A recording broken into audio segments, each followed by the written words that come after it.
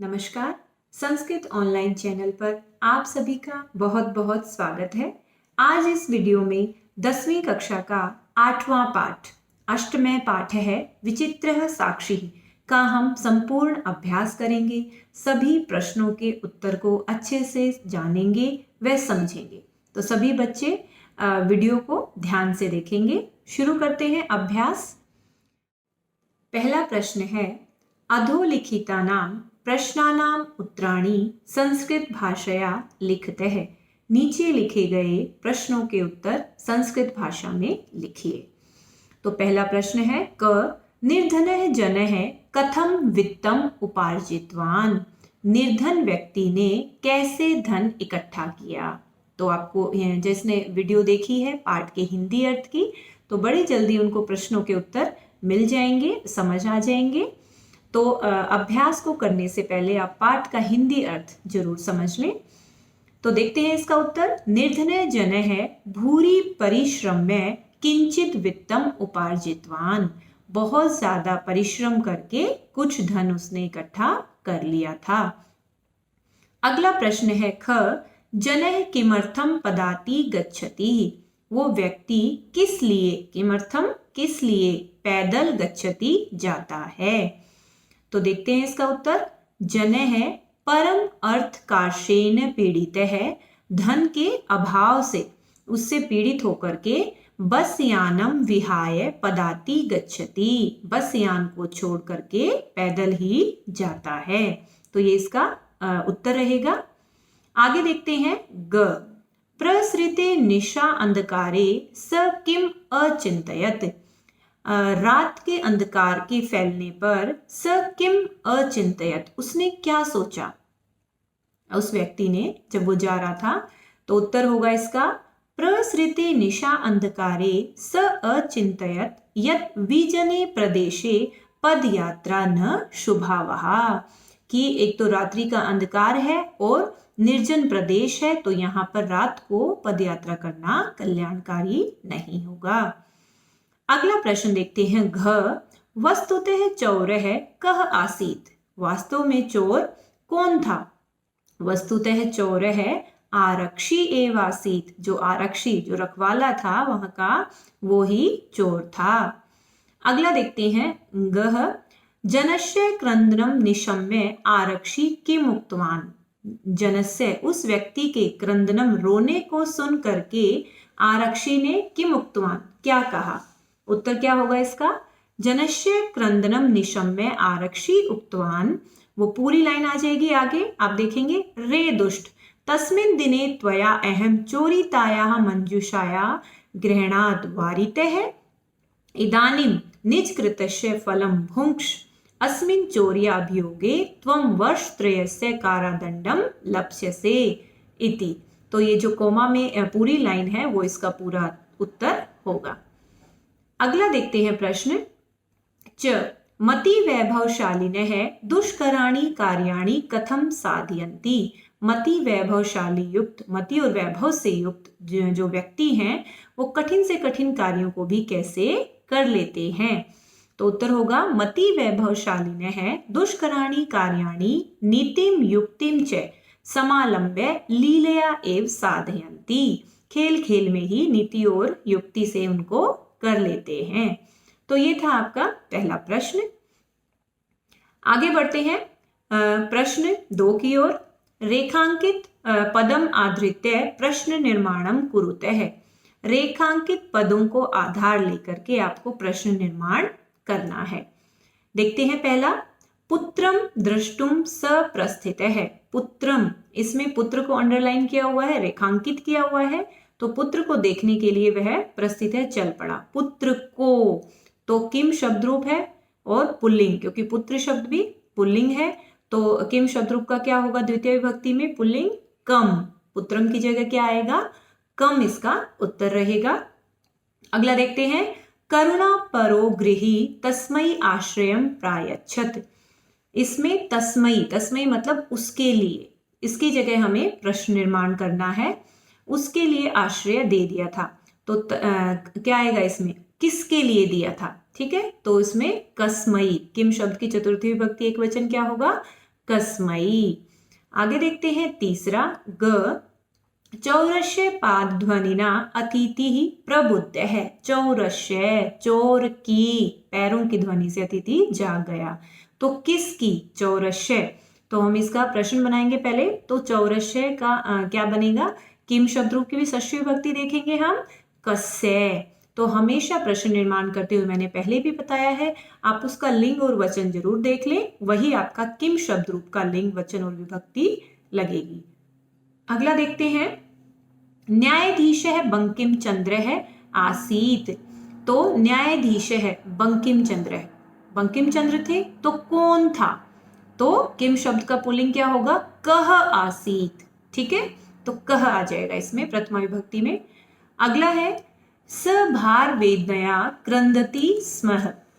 वह भार की वेदना से क्रंदति स्म, रोना शुरू कर दिया था उसने। तो भार वेदनया, किस वजह से? तो किम शब्द की तृतीय विभक्ति। अब वेदना शब्द आपको देखना है कि ये क्या है? वेदना, पीड़ा, स्त्रीलिंग शब्द है। तो यहाँ पर किम शब्द का स्त्रीलिंग हम लगाएंगे, और भार वेदनया ये तृतीय विभक्ति है, तो स्त्रीलिंग की तृतीय विभक्ति क्या होगी किम में? कया। तो यहाँ पर उत्तर रहेगा कया। अगला देखते हैं, अगला प्रश्न, उभौ शवम चत्वरे स्थापितवन्तौ। दोनों ने शव को चबूतरे पर स्थापितवन्तौ रख दिया। तो किस पर रख दिया? चबूतरे पर। किस पर?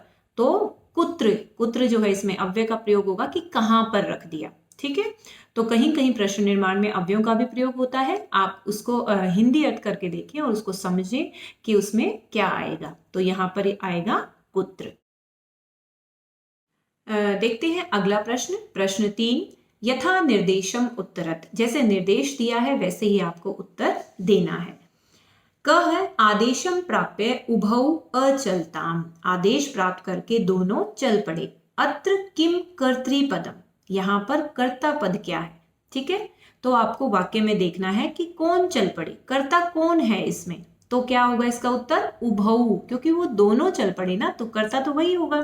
तो उभौ जो है इसका कर्तृपद होगा। देखते हैं अगला, एतेन आरक्षिणा अध्वनि यद उक्तम तत्वर्णयामि।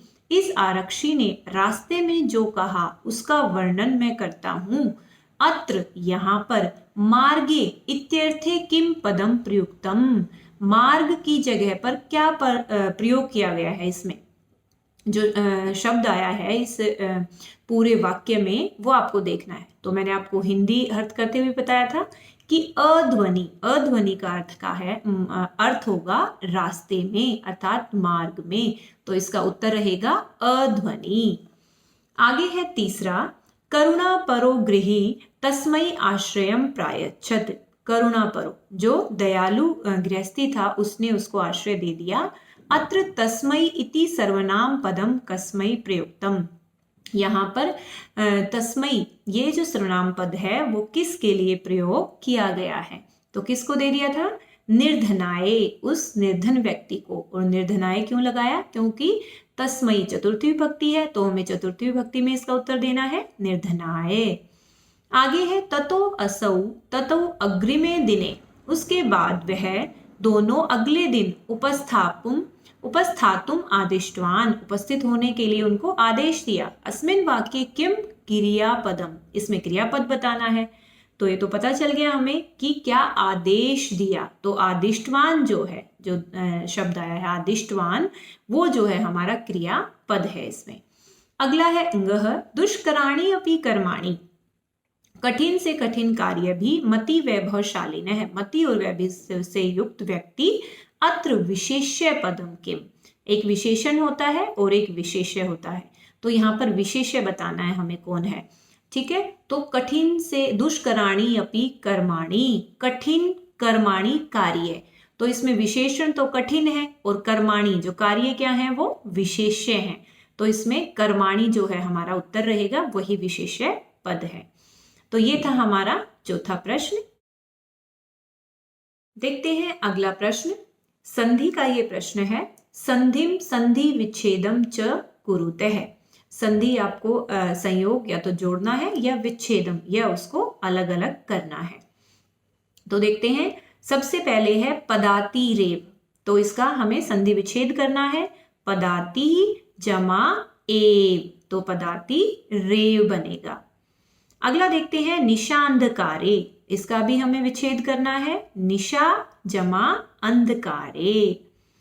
अगला है ग अभी जमा आगतम, ठीक है, तो इसमें ई का क्या हो जाएगा, य हो जाएगा, तो क्या बनेगा अभ्या, भ आधा रह गया क्योंकि ई का या बन गया, ठीक है, य बन गया और उसमें आ मिल जाएगा, तो अभ्यागतम। ये संधि में हमने बहुत अच्छे से समझा है, आप इसको करके भी देख सकते हैं। अगला है भोजन जमा अंते, तो भोजन जमा अंते, ये अ और अ मिल रहे हैं तो दीर्घ संधि है भोजनांते।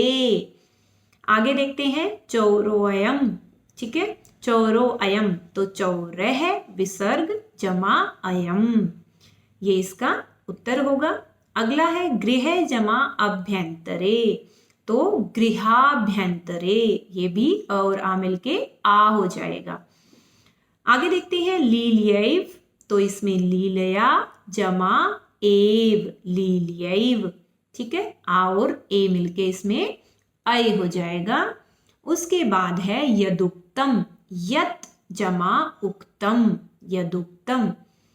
अगला है हमारा अंतिम संधि प्रबुद्ध जमा अतिथि, क्या बनेगा इसका, प्रबुद्धो अतिथि, पूर्व रूप संधि बन जाएगी, इसमें विसर्ग हट जाएगा और जिसको आप एस का चिन्ह बोलते हो वो पूर्व रूप संधि होती है।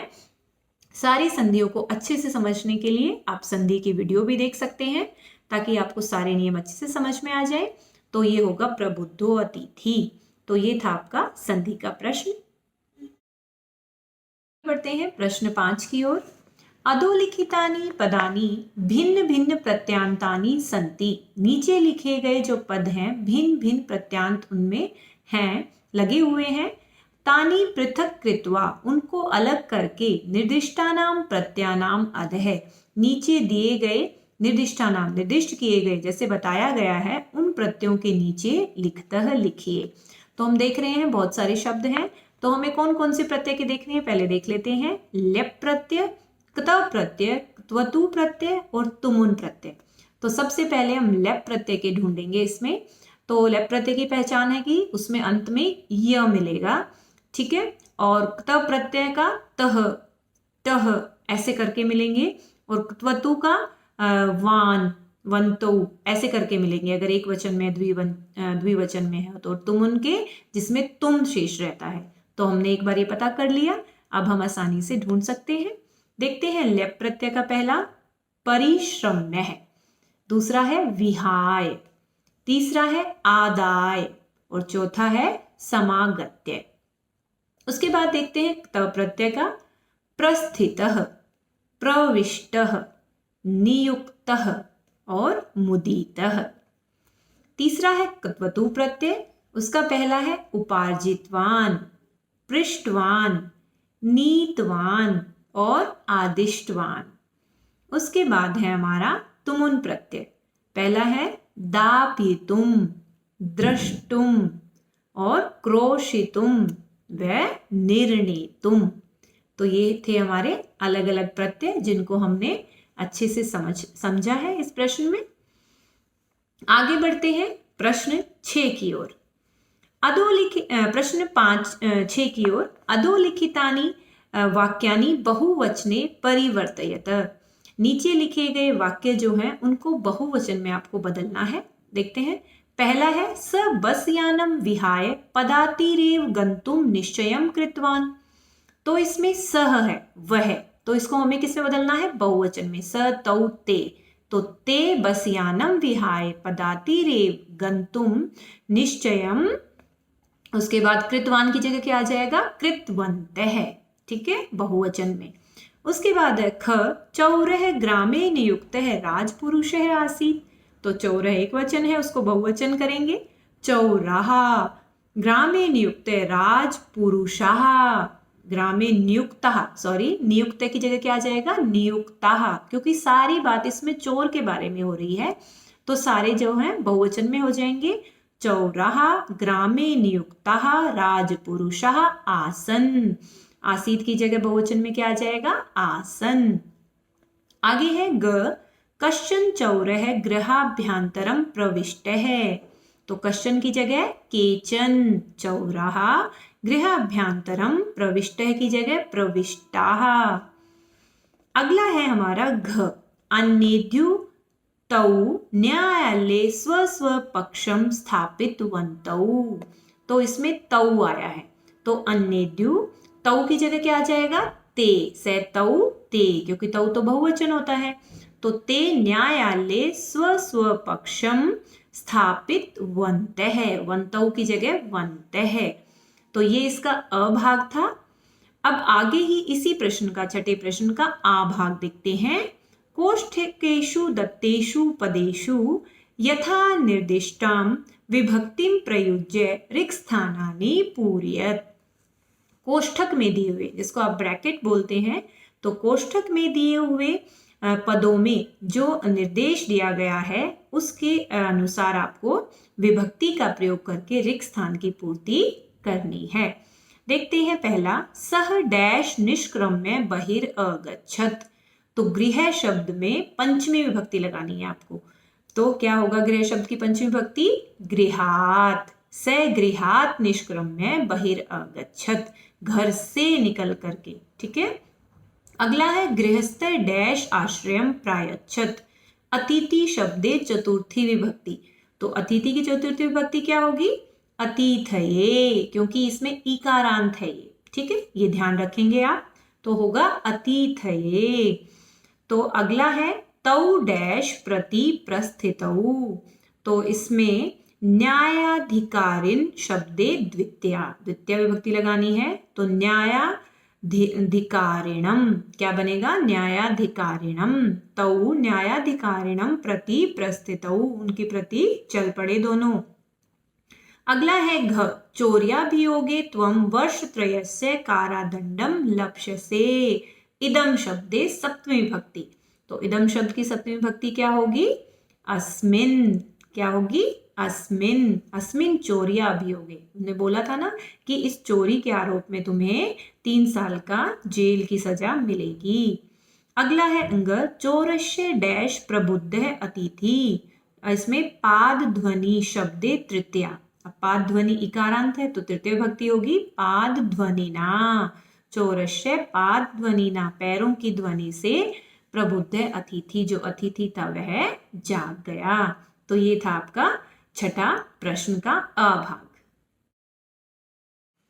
उसके बाद आपका अंतिम और 7वां जो प्रश्न है, भिन्न प्रकृतिकम पदम चिनुत है। भिन्न जो प्रकृति वाला जो पद है उसको आपको चुनना है। देखते हैं।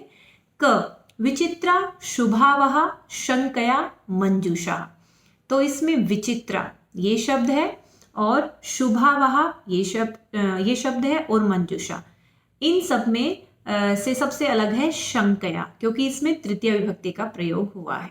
ठीक है, बाकी किसी में नहीं हुआ है, तो ये भिन्न है। ठीक है, आगे है कश्चन। ख जो है हमारा कश्चन, किंचित, त्वरितम और यदुक्तम।